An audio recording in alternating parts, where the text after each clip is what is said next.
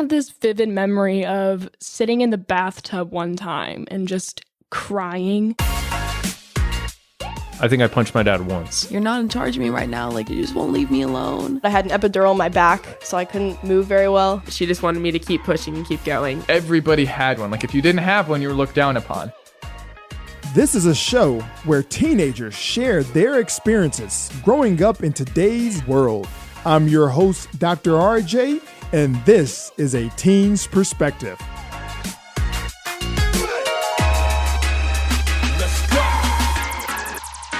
Hello and welcome to A Teen's Perspective. This is Dr. RJ. I'm your host.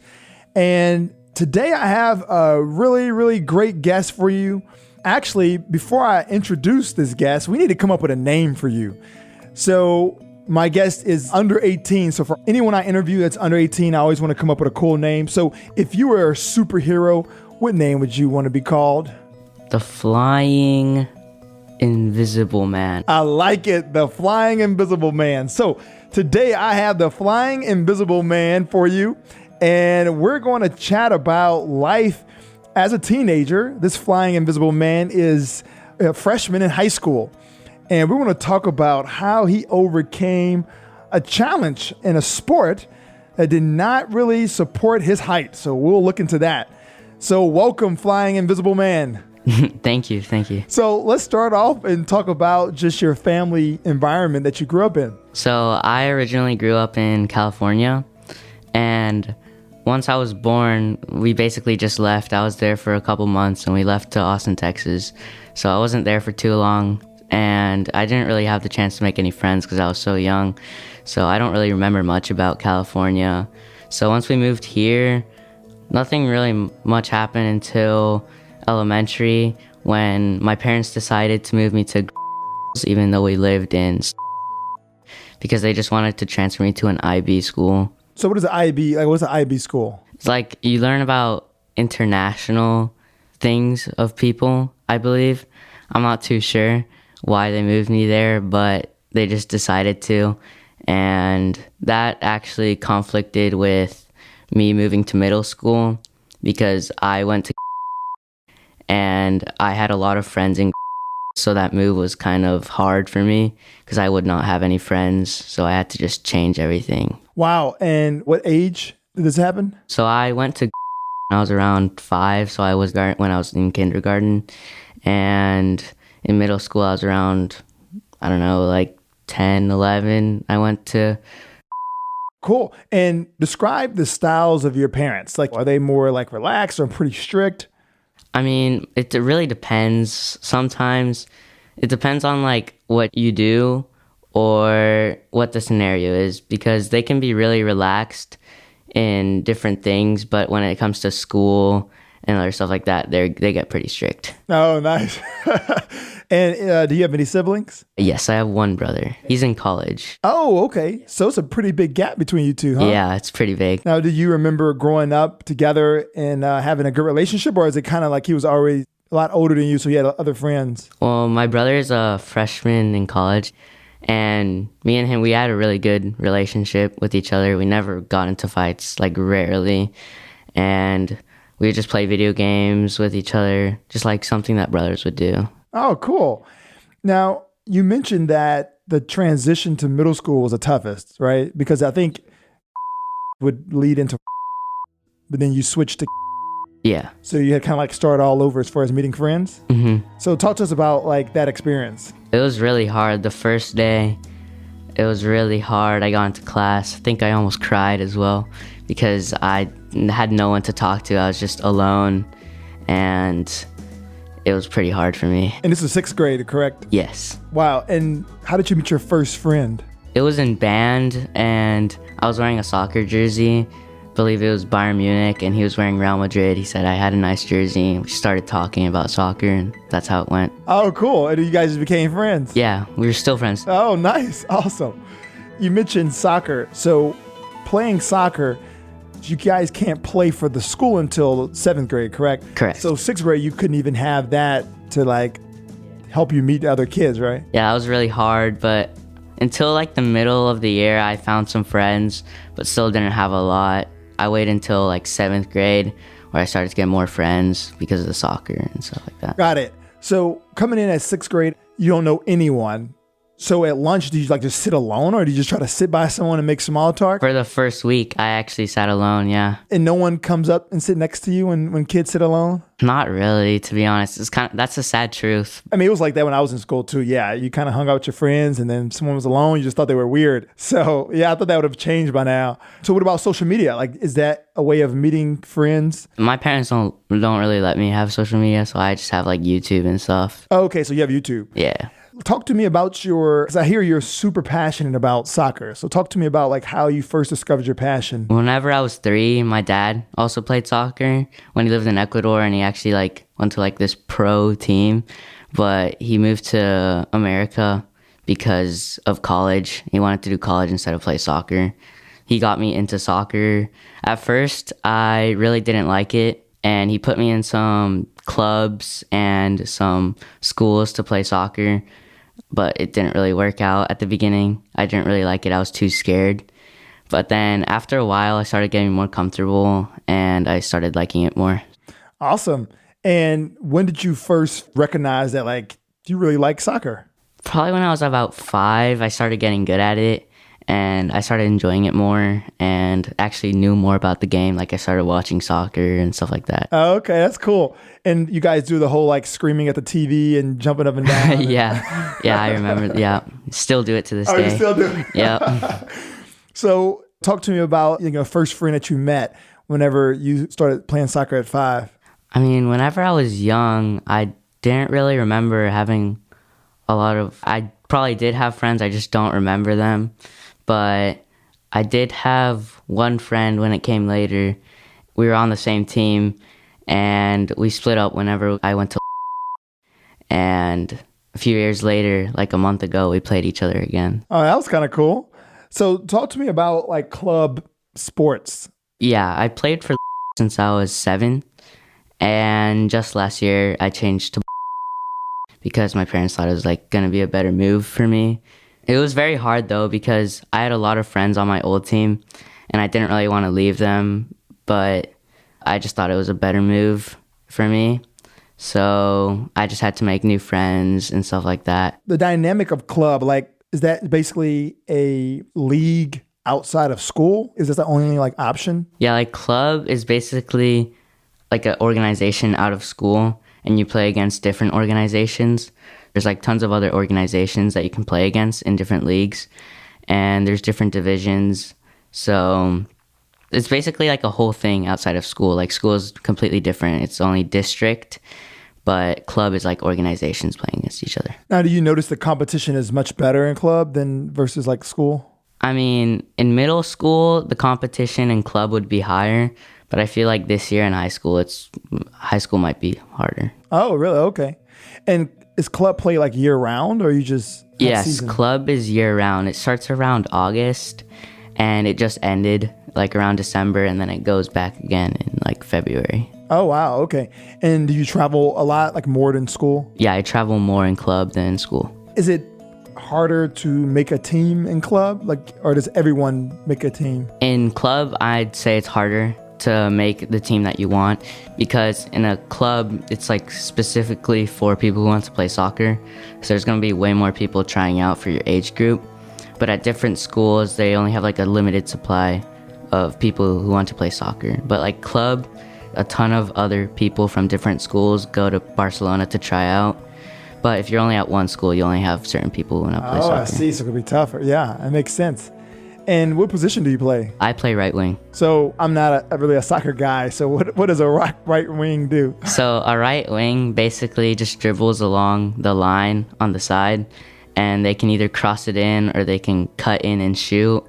And they also can play with like the right back to like do plays with them and different things. A right wing can actually do a lot. What position scores the most goals? Probably the striker. Oh, okay, so that's not a right wing.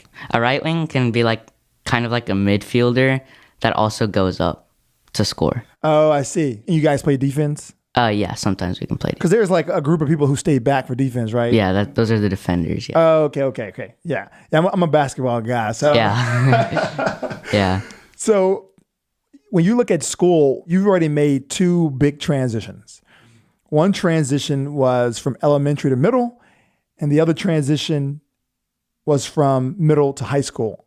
Which one was the most challenging? Probably from elementary to middle school. And why was that?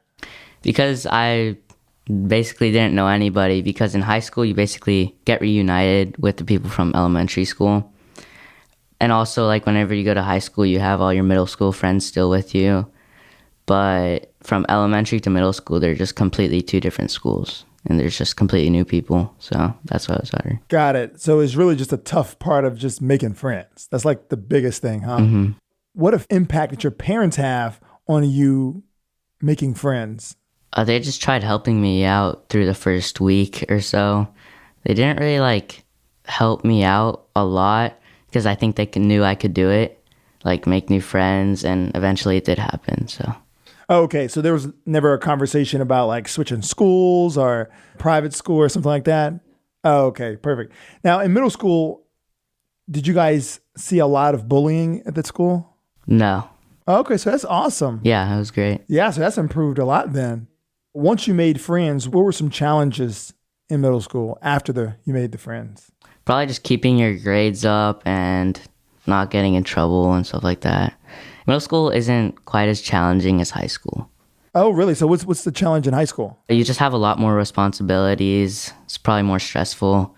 Your grades actually matter because of your like GPA and stuff. But in middle school, it's basically just a preparation for high school. Oh, so you can essentially like fail in middle school and then you can do like make straight A's in high school and you'll still get into a great college and all that? Yeah. So middle school is just literally practice. Yeah, it's basically practice. Oh, wow. So is there any awards or do you get anything for doing well in middle school? You can get awards for good attendance, but nothing else really. So what is your view of school? Like, do you like it? Do you think it's a fair system? I think school is great, in my personal opinion, because you can make friends, you get to learn. Because without school, it's like pretty hard to get education and stuff like that. Yeah. Now, how important was that growing up with your parents? Like, it sounded like you said they were pretty strict when it came to your grades. Yeah, so grades really did matter for my parents, and they wanted me to get better grades because if you don't really, like I said, middle school is like a preparation, but if you don't prepare, then you probably won't do good in high school. So they wanted me to get adjusted to it so you can do good in high school and stuff like that. On a scale 1 to 10, 1 being like pretty easy going and 10 being like overly extreme, over the top, strict on grades, where would you put your parents? Probably around maybe a 7 or 8. Oh, okay. So they're not too over the top. Not too over the top, no. And when did you notice that schoolwork and grades were important in your household? Probably when my brother was around in 7th grade. They were pretty on top of my brother all the time. And I saw that, so I was like, I guess I have to follow his footsteps and do good in school as well. So, yeah.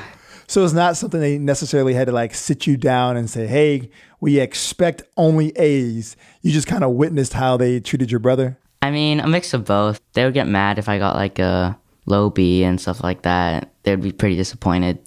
But yeah, I also saw my parents would get mad at my brother for not getting as good grades. Wow. So they have high expectation for you guys. They only want A's? Not only A's, but if you get like a high B, then they'll be a little bit disappointed, but at least you tried your best. So. Yeah. And what is the consequence for like a low grade? Consequence, they just get disappointed and they may like not let you play video games and stuff like that. Okay, so nothing like too extreme. They just say, hey, not no, like grounding, no, not like that. Okay. What about spankings? Oh, no. Okay, cool. So mainly it's just no video games, study. Yeah. Okay. Now, as far as your parents, why do you think they're so passionate about you guys making good grades? I mean, probably because they want us to like maybe go to a good college. I mean, grades aren't everything in college, but maybe they want us to see us succeed and like actually learn. Because if you don't really get good grades and you keep failing, then you're not really learning a lot. Got it. How much freedom do they give you as far as if all your grades are, if you're doing well, making straight A's, how does that impact your freedom? I mean, if you get straight A's, we just get a pat on the back. But Freedom basically stays the same. Oh, okay. So you have a curfew, you have a bedtime, all that? Yeah. Okay, and what about phones? Because they let you have your phone? They do, but they take it at night. Sometimes they know that you might like sneak onto it at night and stuff like that, and they want you to go to sleep. Oh, nice. And what is your curfew? Like around 10 or 9:30. Oh, okay. And how do you feel about that? I think it's pretty reasonable, but it gets hard, especially when soccer comes around. So, Why is that? because soccer, I get home around 10, and that's when I just need to go to bed. So I need to do my schoolwork before I go to soccer, and I get to get home around like 5 or so because of all the traffic from school. So I basically have 2 hours to do all my stuff and get rest and then go to soccer. So Oh, I see. So it's not much time for like video games and things like that. mm-hmm. Oh, awesome. And when you look at how your parents raised your brother, what changes do you see as far as how they raised you? I think based on personality, because my brother, he was more introverted. I'm more extroverted, in my opinion. So it's just the way you act, because he was doing like STEM and he didn't do sports. He would just be doing robotics, and I do sports. So they treat us differently based on our personality. Oh, I see. Okay. When you look at the overall family dynamic in the household, how would you describe it? I mean, for grades, their expectations are basically the same for us, but they know our strengths and weaknesses. Like my brother, he was good at math and science, but he wasn't too great at social studies and stuff like that. I'm pretty good at social studies and language arts, but he wasn't as good. He was more into the STEM, and I'm more into like the other side. Oh, okay. Perfect. And when it relates to sports, obviously I'm certain that your parents kind of, favor the grades.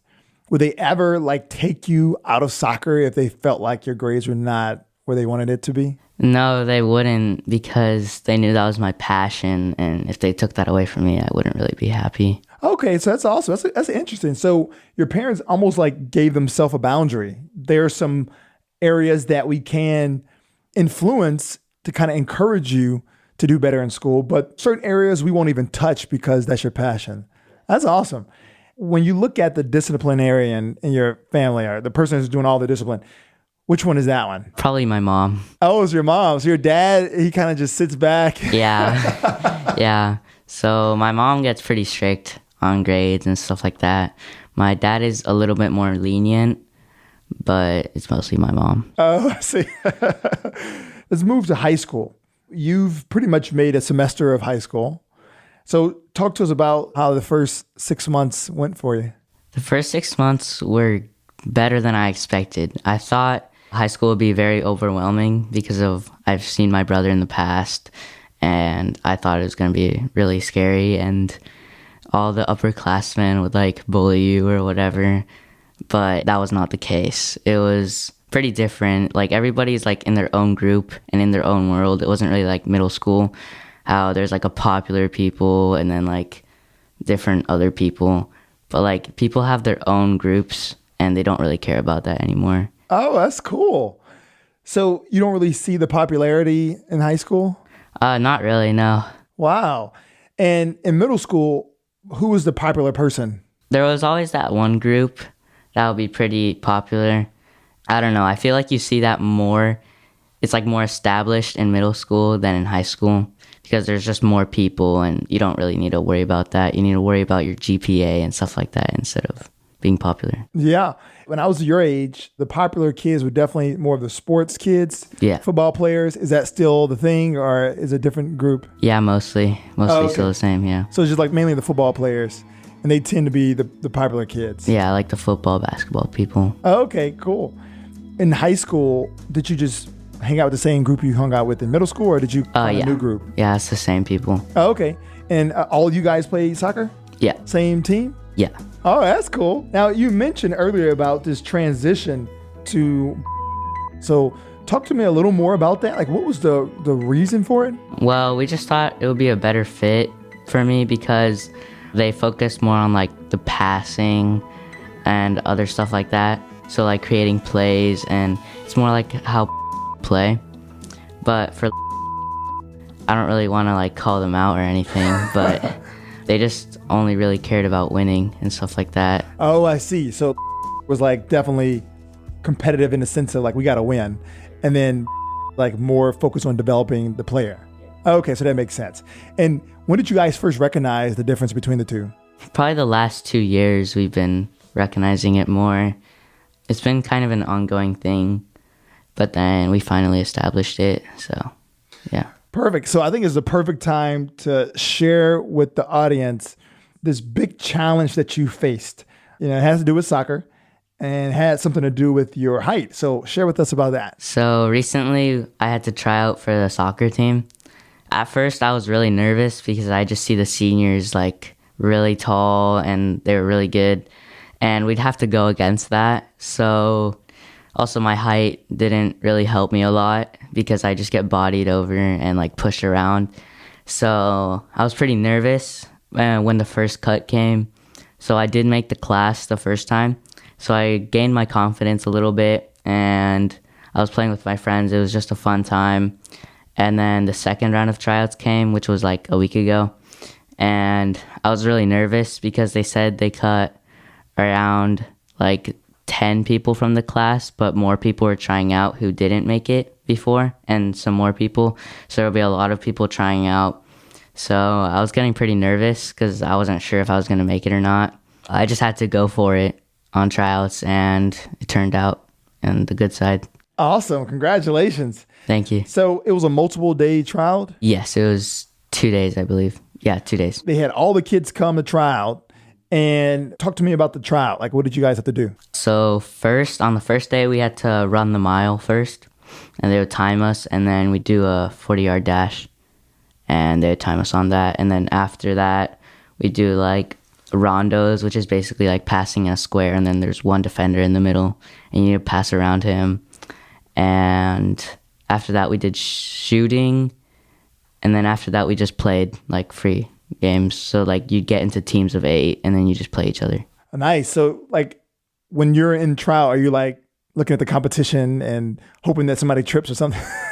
I mean, to be honest, yeah, kind of. If you see a better player, you kind of hope that, and it's not really a good thing to do, but yeah, if it benefits you.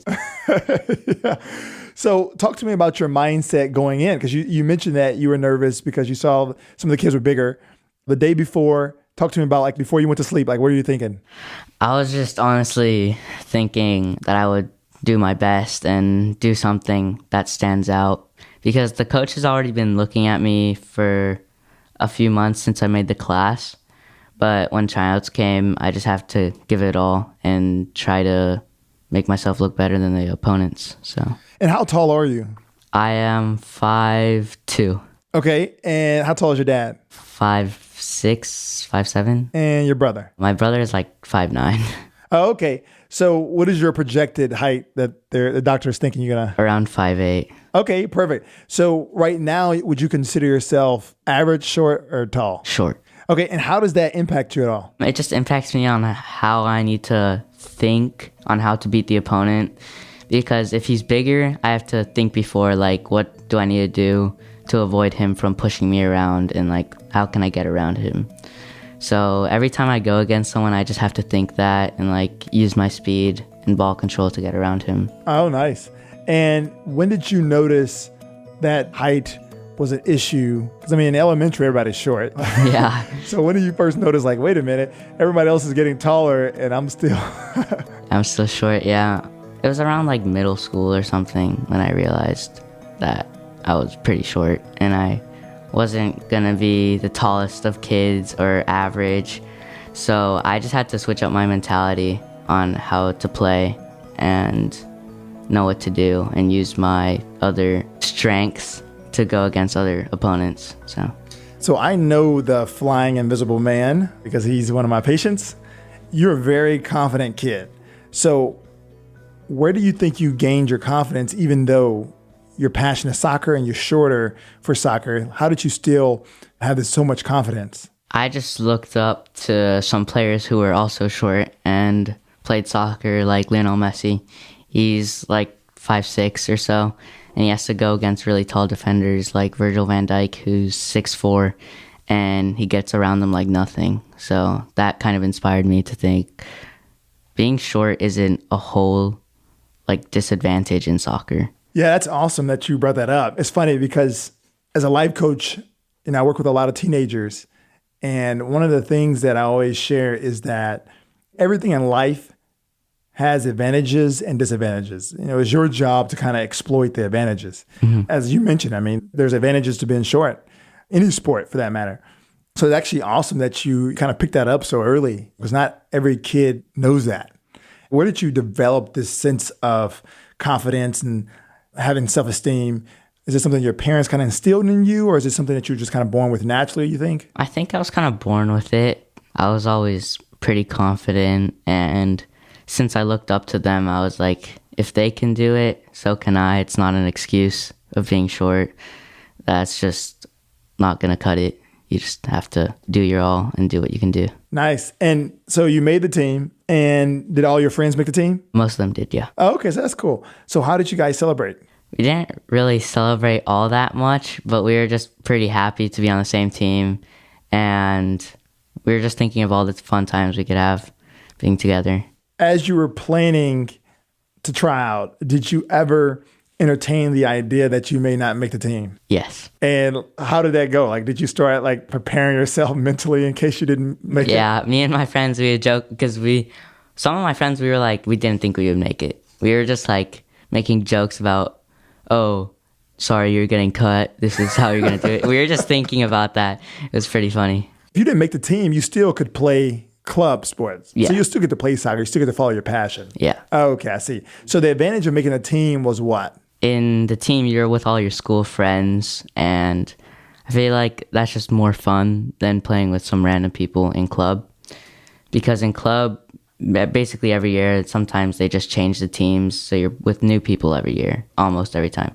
And they're just random kids from different schools. You may know them, but most of the time you don't really know them. So, yeah, you just need to make new friends. But in the school team, you have all your friends from like middle school and stuff like that. So it's just more fun. Since we're talking about friends, would you agree that friends is probably one of the most important aspects of being a teenager? Yeah, probably friends. Yeah. So that means whenever you have teenagers becoming young adults, they're becoming more independent. I'm sure you're experiencing more independence now. It seems like friends is a big portion of that. How do you develop awareness of the impact your friends are having on your overall life? My friends have impacted me quite a lot recently, and sometimes my family is like wondering why I'm acting different and stuff like that, especially my parents. And they're like, oh, it's just the typical teenager. He's just going through the phase and stuff like that. But your friends do really impact on how you act. And your friends, basically in your teenage years, are probably more important than your family because they understand you more. Because your parents, they don't really understand what you're going through. At the time, it's more your friends that are in the same situation as you. Now, your parents made the decision not to allow you to be a part of social media. Talk to me about that conversation and your initial reaction. They said they'll let me have it like soon or something, but I had a conflict with it in like 6th grade. I wasn't allowed to, and I got it, and a conflict happened. And oh, do you mind sharing about that? Yeah, it was just a conflict with another student, and we got into like a fight or something, and then the principal got involved. Oh, wow. So it's in 6th grade, you have your cell phone. They allowed you to be on all the social media platforms? Mm-hmm. Okay, so you were on like Snapchat? No. Oh, so like Instagram? Yeah, I was just on Instagram. I wasn't allowed to at the time, though. Oh, they didn't tell you could be on Instagram? Yeah, I didn't know. I was just like, my friends were like, you should get it, you should get it. I was like, okay. So you just downloaded Instagram. And at what point did you decide, like, I'm not going to tell my parents about this? Probably because my brother didn't have it, so they didn't really know how it worked, and they didn't let him have it. So I was like, if they don't let him have it, I probably won't be able to have it. Oh, so it wasn't even on their radar at this time. Oh, okay. So they didn't even think to even have this conversation with you about social media. Yeah, not really, no. Oh, I see. Okay. So your friend's like, hey, download this app. You're like, okay, cool. I'm downloading it. And then did you start like taking photos immediately, posting them and all that? No, I just was casual. They didn't really do much on it, to be honest. And I just talked with another student, and that's where the conflict happened. So the motivation for you when your friends first encouraged you to get the social media or Instagram, the reason why you did it, was it mainly just because they had it and you didn't see anything wrong with it, or you wanted to just feel like you're in the know in a sense? Like, what was your motivation for like even deciding to get it? they were just telling me that it's basically because they had it. I didn't really see anything wrong with it. But my parents just say it's like a waste of time and stuff like that. Got it. So you're on it, and how long you have Instagram before you, I mean, did you have to add this other guy that you got into it with? You had to add him as a friend? Mm-hmm. So he was already a friend? Yeah. Okay, so you just added him. Everything's normal. How long after getting Instagram did you guys get into your conflict? Probably like a month or so after. Oh, okay, so it wasn't long at all. And in this month, your parents still didn't have any idea? No. Oh, okay. Do they ever check your phone or anything like that? Oh, okay, No. cool. So they don't check your phone at all. So they would have never known. And what started this whole conflict? Because you guys were friends. We just got into like this conversation or something, and I don't know, it just kind of went downhill. So And when you say conflict, was it just like a yelling match, or did you guys actually get in a fist fight? yelling match probably. Oh, okay. And this happened at school? It was like over text and stuff like that. Oh, so this was not in person at all? No. This was just like a back and forth thing on Instagram. It was a DM? Mm-hmm. Okay, so you guys just going back and forth and that's it. Mm-hmm. How did the principal get involved? They like told the principal and stuff like that. Oh, because you guys were kind of going back and forth and they decided just to tell the principal on you. Mm-hmm. Did they do it because they thought it would escalate to a fist fight, or they did it because they tried to get you in trouble? No, I think I don't really remember it all that well, but I like said something and then that probably got them pretty angry. Oh, okay. So then they went to the principal, and then the principal called your parents. Mm-hmm. Mm-hmm. And then that's when your mom was like, wait a minute, I don't even know anything about this. Yeah, she didn't know I had it, so it was kind of awkward. And so talk to me about your punishment, or what happened once they found out. She just got really mad, and yeah, I was like grounded for like a week or so. Okay, and they took your phone away, Yeah, I think they did. I don't remember. but you kept playing soccer. Yeah. Okay, that's good. All right. And then, so now, how are the conversations when it comes to social media? Are you kind of like just kind of staying quiet about it? And are you kind of like pushing them to like, hey, let me have it? Yeah, I am. They said I could have it like in a year or so. Oh, in a year? Yeah. Which one do you want the most? Like which platform? Probably Instagram, because all my friends are like, oh, it's so much easier to show you memes and stuff like that. Oh, yeah. Yeah, so, because on text it's really hard because you need to like screenshot it and then show it to you and then send it. Yeah, it's harder, so. Nice. Do you think that was a pretty fair? Yeah, I'd say it's fair. Okay, it's fair. That's your parent. Okay, so you're a reasonable kid. Yeah. So next year, you will probably be able to get on Instagram. Are you going to name your Instagram the Flying Invisible Man? I don't think so. So what are you looking forward to for the rest of the school year? For the rest of the school year, I really want to win district for high school soccer. Cool. What goals have you set for yourself in high school? Like I said, to win district, get better at science because I'm not that good at science. Probably like get like a 95 or above average in science, and probably get straight A's or make a better soccer team. Awesome, man. Those are some awesome goals. Now, before I let you go, I want you to share what you mentioned to me when we first were talking about this podcast. I felt like you had some wise words when it came to your self-esteem and friends. So see if you can leave us with some words of wisdom. Just be careful with who you hang out with, and don't let them like influence you too much if they're bad people. Don't really hang out with someone because it'll make you popular or whatever. Just hang out with the people who you enjoy spending time around, who actually value you and treat you with respect.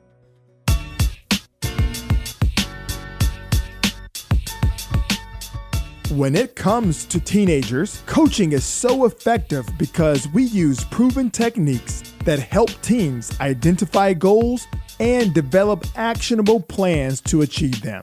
If you're a parent and you want to learn how to use these coaching techniques to coach your own teen, visit us at coachyourteen.com. The Flying Invisible Man shared with us about the time he was caught having a social media account. So my question for you parents is, what age do you feel is appropriate for your teen to join social media? I would love to hear you guys' thoughts, so join the conversation. You can find our Facebook group by searching A Teen's Perspective. Now, as it relates to this interview, there's much to discuss, but what I really want to talk about is something that I believe that would help your teen tremendously. The Flying Invisible Man mentioned that one of the disadvantages of him playing soccer is that he is short. And it makes sense that he would feel that way. I'm sure he's like looking around and he's seeing that everyone else is taller than him. So it makes sense that he would feel that being short is a disadvantage. But as a coach, I challenge any belief that can potentially hinder the success of a teen. And I encourage parents to do the same thing. So the way I would challenge the Flying Invisible Man belief of being short is a disadvantage is to ask a simple question. And that question is, what is the advantage? So in this case, I would ask Flying Invisible Man, what is the advantage of you being shorter than some of the other kids? And he probably would think, and he may come up with that being short allows him to be more agile, or maybe that he's quicker than some of the taller kids. The point is, you want your teen to start to view everything as an advantage. And this doesn't just work for sports. This works also for academics. So say, for instance, that your teen struggled through middle school math, and now he or she is about to enter high school, and they believe that they have a disadvantage because they're not great at math. So the question that you would ask your teen is, what is the advantage of the fact that you struggled through math in middle school? Maybe they come up with that they will try harder than someone where math comes easy. Or maybe they will seek help at the beginning. Before they even start, they get a tutor instead of waiting like most kids to seek help whenever they start to struggle.